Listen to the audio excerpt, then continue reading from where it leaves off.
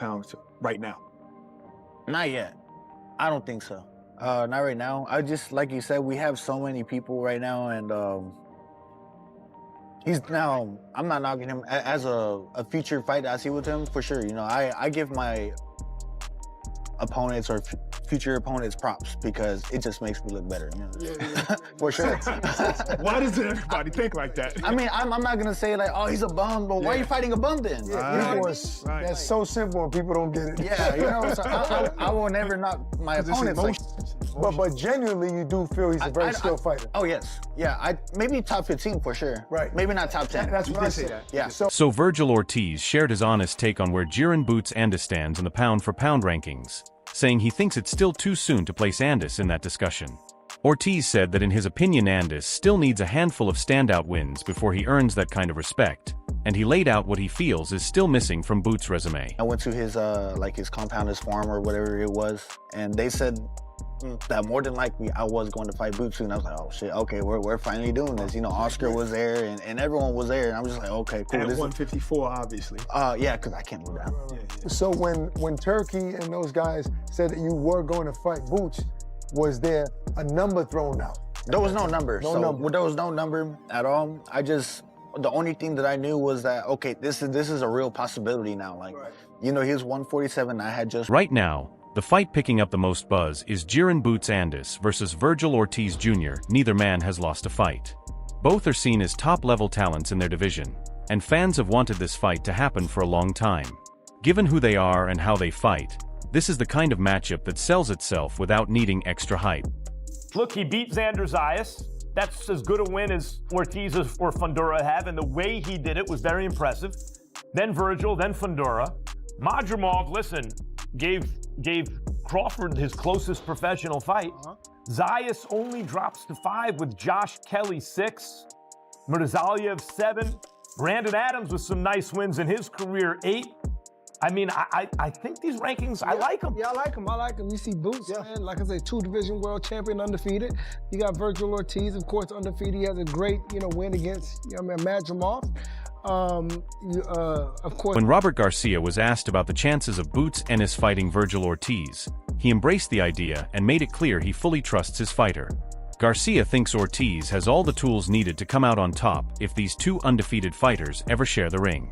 If it's Virgil, maybe Boots has a different game plan. Maybe Boots trains harder. Maybe Boots takes the fight a little more serious. So we don't know. Yes, if that would have been Virgil would have knocked him out, would have stopped him. But Zayas and Virgil are totally different fighters. So maybe the game plan will be different against Virgil. So I can't go based on what his performance. I just know that Boots is a great fighter, but I know that I have Virgil that knows what to do and knows how to do it, and he will take it. With Josh Kelly out right now because of an injury, Robert Garcia thinks the clear pick for November is Ennis against Ortiz. From his point of view, no other fight out there matters as much or would excite boxing fans nearly as much. Golden Boy, there's no other fight that needs to happen. That's the fight that needs to happen. I know Eddie and Boots had plans to unify, but I don't think Xander Zayas is going to be available. I mean, I don't think Fundora is going to be available either.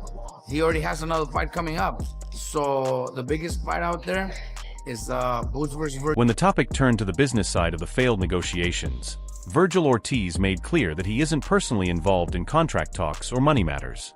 That side of things is handled by his management. Even so, he did say that an offer close to $2 million just wouldn't cut it for a fight of this size. Yeah. I mean, is there a number in your head, though, that you would want, that you would say, this is fair to fight Boots? I don't want to just say my numbers. I mean, you can throw that out there a little bit. Some people know off the Somebody know it. Damn, the numbers are always wrong. They're always wrong. Is it more than the numbers are, or less? It's all over the place. It's all over the place. Yeah, they never get the numbers right. All right, so you don't have to give me your numbers of the old fights, but what would it take for you to fight Boots? That's it. I was trying to compare. Oh, okay. I was trying to compare but... Meanwhile, Jaron Boots Ennis stayed calm heading into fight week, showing his usual relaxed and confident approach. He trusts the work he's put in and his own skills, But every top fighter understands that getting too comfortable can open the door for a hungry opponent. For Ennis, keeping his mind sharp matters just as much as coming away with the win. It's another day for me. It's regular to me. You really feel like that? You feel like as good as you did, and on the stage you were on, it's just another day. Yeah, I watched it. It was okay. You know, it was a good, okay performance. You know, I'm way better than that. But it's just a regular day for me though. Every time I go to these so-called big fights, and it just feel like another day, another dollar for me. It's just weird. I got like a weird everything I do is like weird. Like when I fight night, I don't be having no feeling. It just be like, it's so weird. Like people be coming in the back room, like they be like, it's like a vibe when I'm in our back room because we be chilling, we listen to music, we be talking. You know, some people be quiet in the back room, don't be saying nothing. I'm back there chilling, talking, having fun, just enjoying myself because I'm about to go. At the same time, Boots Ennis has already laid out what's next for Boots at junior middleweight. He says the main goal is a unification fight against Sebastian Fundora sometime later this year, with December being the ideal time frame. Should that not come together, Josh Kelly is still a solid alternative. You listen to Boots, what's next? Boots already sound on Fundora. I think Fundora is one of the best fighters in that division, and Boots sound Fundora. So Fundora said he's going to fight Boots. So it'll probably be in December. Probably be. I'm just throwing it off because Fundora going to fight now. I think he's going to fight next week. Josh Kelly. Okay. You know, Boots want to unify the titles. You know what I mean? What I mean by unify, be undisputed. Not too long ago, it looked like Vergil Ortiz and Jaron Boots Ennis were headed toward one of the biggest welterweight fights in boxing. But according to Boots Ennis, those plans have now been set aside. He feels Ortiz's team let the earlier talks drag on far too long instead of closing the deal. He hasn't completely written off the fight, but he made it clear they won't keep pursuing it. If Team Ortiz wants to pick things back up down the road, they'll need a different approach. He made us wait. When Boots got in the ring, said we going to fight, sign a contract. And then all of a sudden, him and De La Hoya fell out. And now they all back together again. So what do you think that was? You know what I mean? At that time, they must have want to fight him, but you're going to sound him.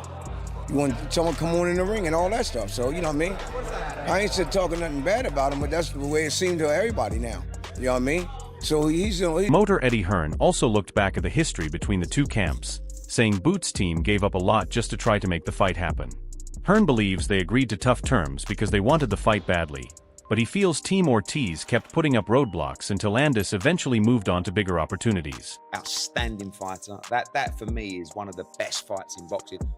You've only got to listen to me 6 months ago talking about that fight, pushing that fight, trying everything.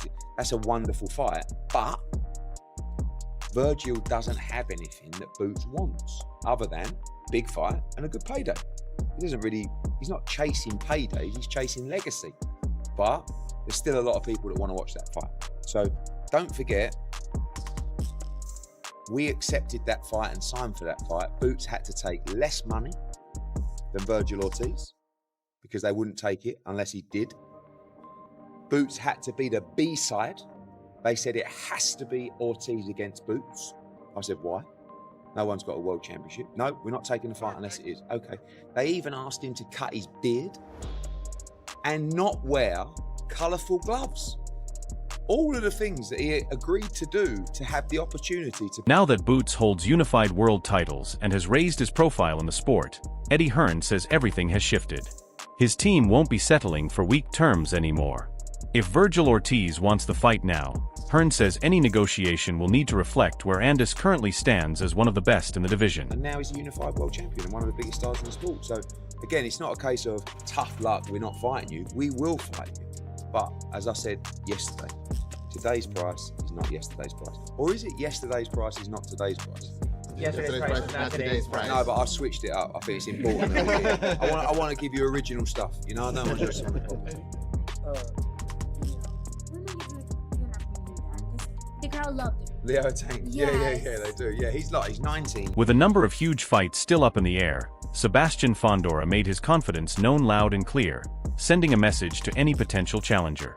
Whether he ends up fighting Ennis, Ortiz, or someone else first, the tall champion insists he'll walk away with the win and keep showing why he's at the top of the division. I'll beat them both. It's as simple as that. I'll beat them both.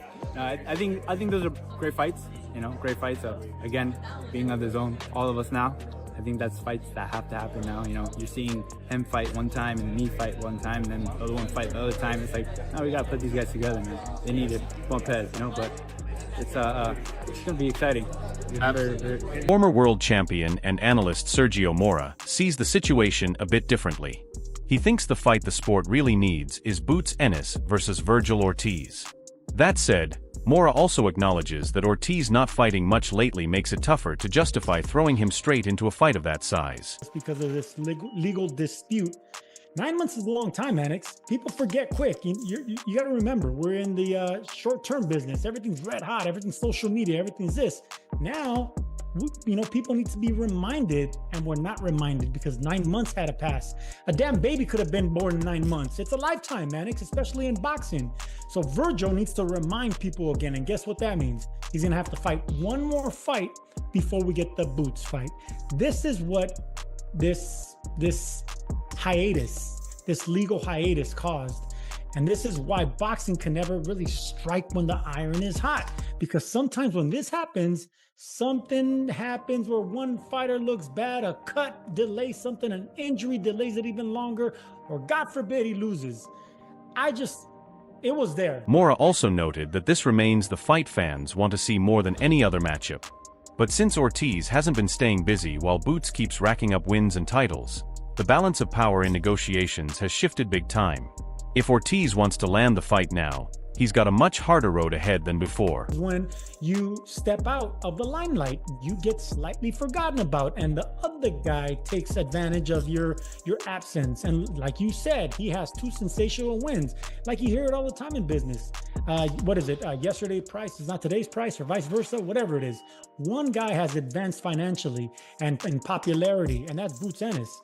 Virgil was red hot, and he's been red hot. And people love watching Vergil Ortiz fight, but that 9 months out of the ring, and if he waits until November, it's going to be a year out of the ring. That is not going to be red hot anymore. That's going to be, oh, Virgil's back? Great. That's why you have to hit it at the right moment, at the right time. So I agree. I don't think you should pay the red hot price right now. Boots demands a red hot price. Virgil demands the hot price, but the guy that is not as red hot as Boots right now. But if they would have done it right after that Erickson Lubin knockout. Roy Jones Jr. kept things simple when talking about the small defensive lapses Ennis sometimes shows. He believes Vergil Ortiz is the ideal test for that, since he's exactly the kind of non-stop pressure fighter who takes advantage of even the tiniest opening against someone at that level. Staying locked in for every moment of the fight becomes absolutely critical. That is all for today. If you enjoyed it, remember to leave a like, subscribe, and ring that bell icon so you never miss our upcoming videos. And do not forget to share your thoughts in the comments section. Stay tuned and we will catch you in the next one.